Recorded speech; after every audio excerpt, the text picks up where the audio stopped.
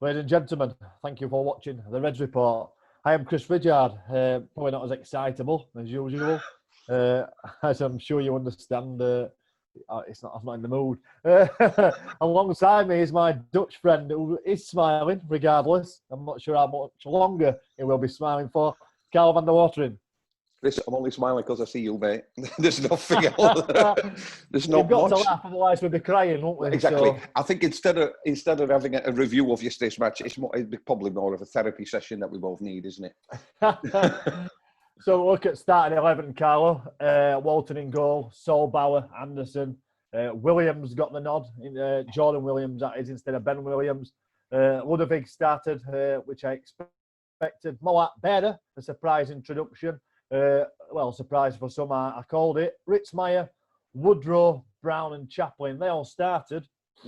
Any thoughts on that starting 11? We mentioned a couple of days ago, didn't we? I mentioned Bear because I thought he's got that little bit of pedigree. He's technically a very, very gifted player.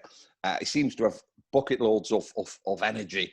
And I thought that I was happy. I was really, really happy to see him. And the stats, if I think I'm right, he for Barnsley completed the most amount of completed passes in the first half, and that's what he's about. He gets us out of trouble. Where did you get that from, Carlo? Did you get that from Statsman? Because I saw that. Yes. Andy Statsman again.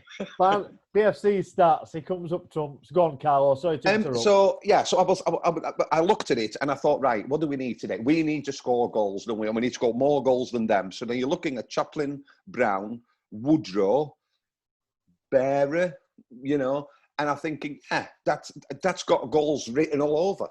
And I honestly did. I worry. Worry is maybe the wrong word. I was hoping to see Clark O'Dowd. What we've seen of him this season, when him and Simmerwest went down the left side, we're like, that's where the money is. Gifted, quick, pace, technically very. And I worry sometimes when he's not playing, and I wonder why people get ahead. Jordan Williams at times going forward, I think, caused Luton problems. I mean, it did. We just couldn't finish the chances. I don't think I've ever seen 45 minutes in which we were ruthless in attack, but it was like strikers had just come back off lockdown, and I don't know what it was. Brown in the first couple of minutes. So from the starting lineup, listen, people will always question it, but I thought, especially the introduction of Bear, I think Ritzmaier had something to prove, and I'm sure we'll talk about him later on. So I was quite happy with the lineup, to be fair. I thought we needed an attacking option, a forward option, and there was plenty in that first 11. I think, my opinion of the team as a whole, other than Ritzmaier, Moat, and have you mentioned Bearer, looking after the ball, taking care of it, I thought a few others with lots of stray passes, short passes, not making the man, or just lobbing it into areas. And playing percentage pass, which is what you're playing in Sunday League. I know it gets desperate. I know it gets desperate, and we need a goal. I just thought at times we weren't as technically gifted as what we have been, and we weren't as patient as what we have been. And I know the goal came from lobbing it in box, but if you put ball in box 100 times, one of them is going to drop, isn't it? And that's what happened in the end. Yeah, and I think again, I know we spoke about this with Dale, with Paul and with Adam. But I thought, when you're going to put balls in the box, you need Woodrow up there, don't you? And I think Woodrow, playing in the position he does, I don't know. I mean, look at the couple of chances that Chaplin had. I mean, he's not tall enough, is he, to stretch his leg out and try and get it, in front of goal. And he missed a couple. Brown, Woodram, and they all did, to be fair. So I thought we were wasteful in general. I don't think that would just I completely agree with you. Woodrow probably missed two big chances. Well, definitely one big chance where he probably snatched it. Where it was 4 or 5 months ago, he wouldn't have done because he were in the zone. I didn't think Brown offered much really.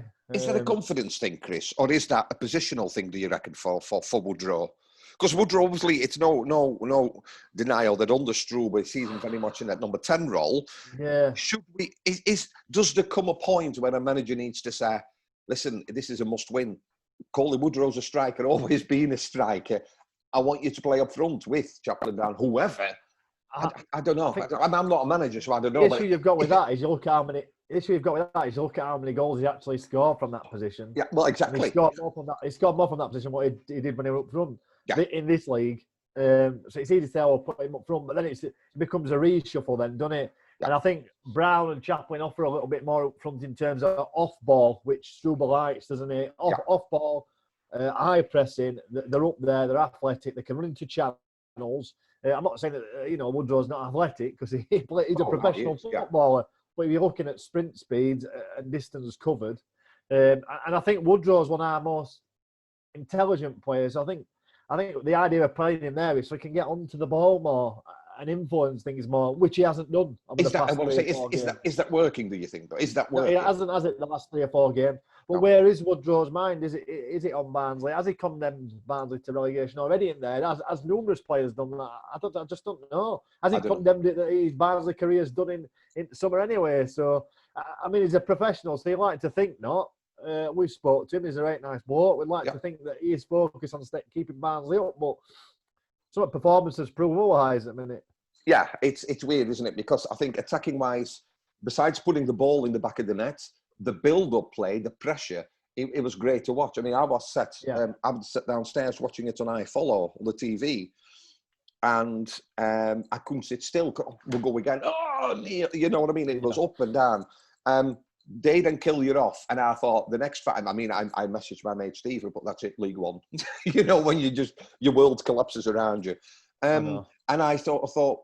Then I saw the reaction. I thought, oh, right, we've learned from that because against Stoke, this didn't happen. We took it by the scruff of the neck. It was just no finishing, was there? It was, the chances were there. I know. And I thought Williams in particular, Jordan Williams, I thought he was wasteful at times. But I don't want to draw. I don't want to draw an individual. Styles for me, I thought Styles probably should have got another header in. Well, again, Bearer played. Bearer started. Thought it was good. He was obviously taken off for Simawes. Great impact, Simawes. I think yes. Really if you talk about impact, Simawes a couple of times, the turn, being difficult to get off the ball. If you talk about impact, you have to talk about Apo Halme. And there comes a point. Yeah, I think, you've jumped the gun, haven't you? But Apo Halme, if we're talking impact, he's the man, isn't he? He's the man. Yeah, and it's weird that Apo Halme came to us as a central defender. Apo Halme's played in front of the back four for quite some time before sort of they gave that role to Alex Mowat and Kenny Dougal's obviously played there as well, but he's gone. It's weird to think that he's now scored as many goals as Jacob Brown has. And I know he's got the height advantage, of course, but it then begs to differ. Why haven't we seen him on the pitch before?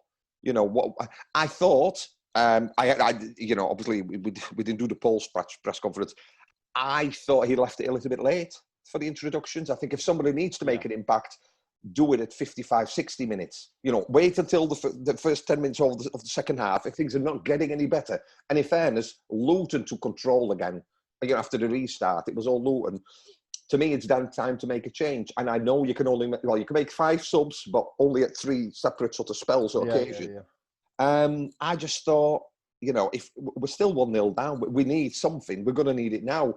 Adam Oxley's commentary, I thought, maybe I'm biased, very much kept talking about that urgency of we need something now. And I just thought, it seemed late, put it that way. He seemed to put the subs on quite late. And I thought in a match like that, I didn't understand why that was. I mean, I thought it was strange for Alme not to start, considering how lax we were against Stoke for the first 5-10 minutes. We weren't physical. 2 of their goals came from us. Poor decision making it back or not marking his men. And you think you probably need that physicality in there. And as soon as he put Halme on, he offered that, didn't he? He offered something a little bit different. I tell you what, Halme plays with his heart on his sleeve. That's for sure.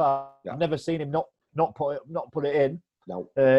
Even you think about back to his debut in the Carabao Cup.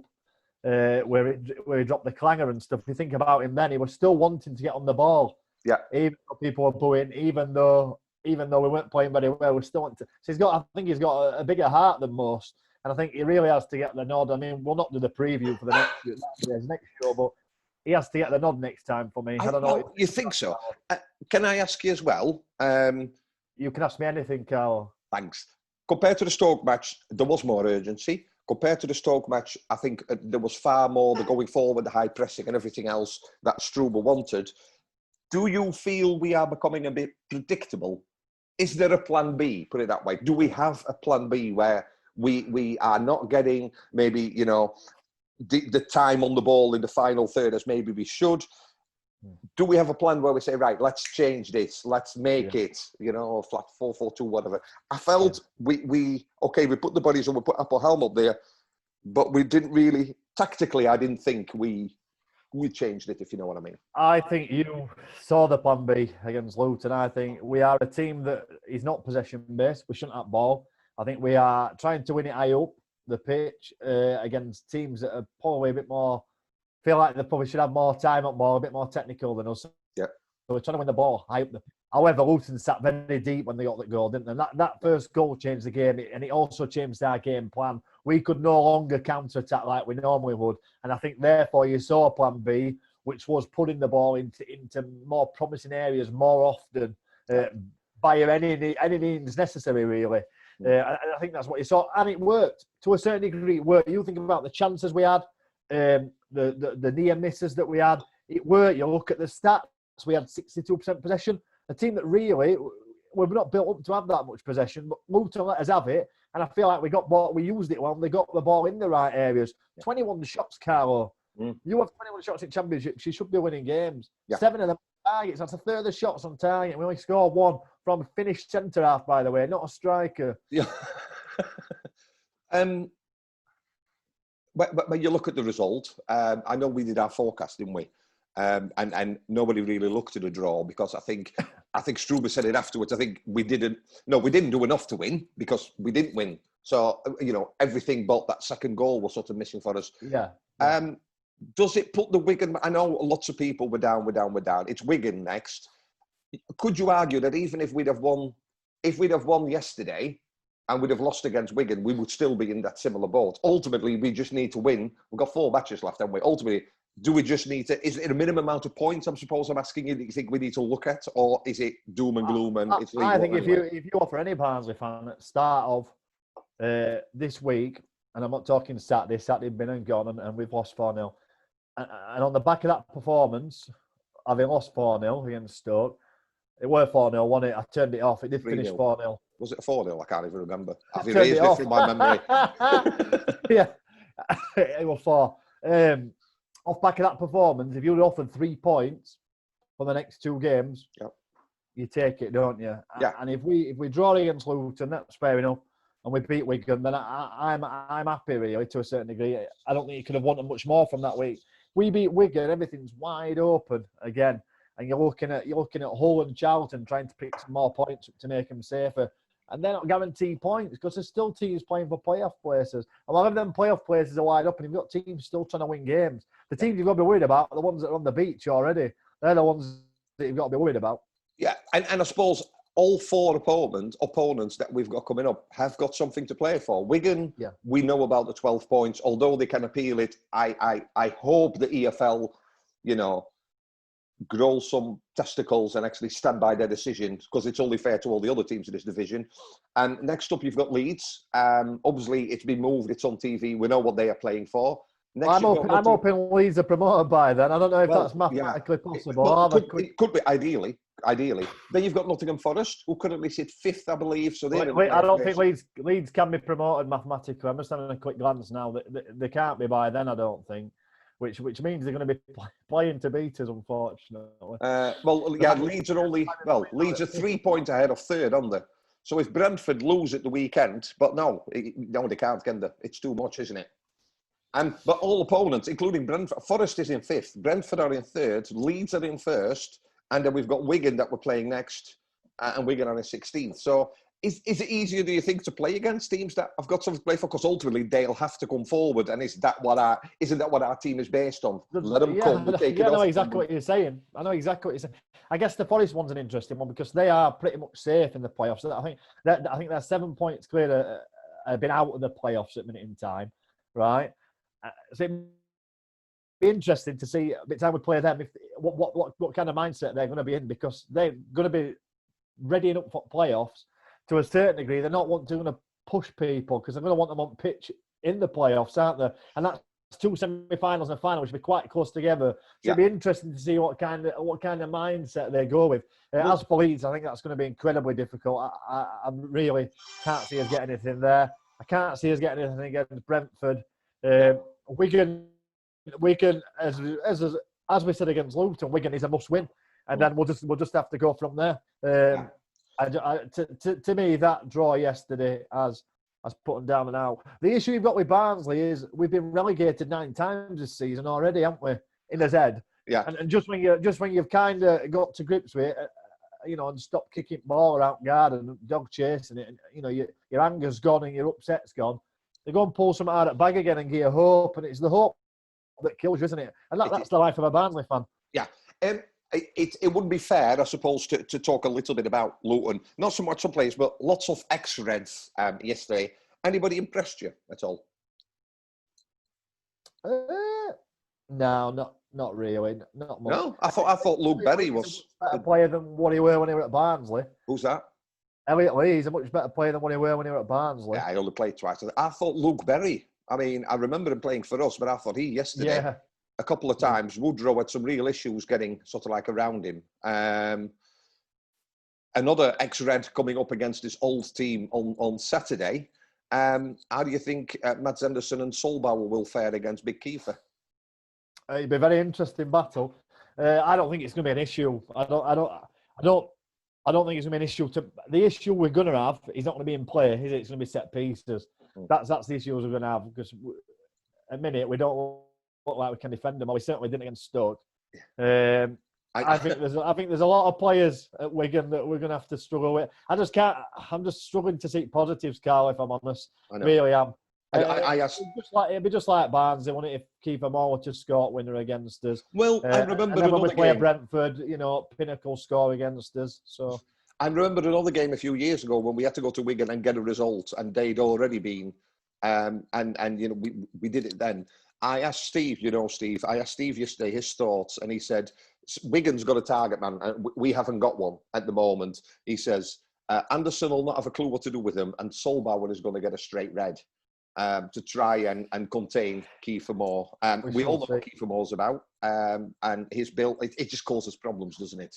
So I think it needs to be the energy we showed in the first half yesterday against Luton.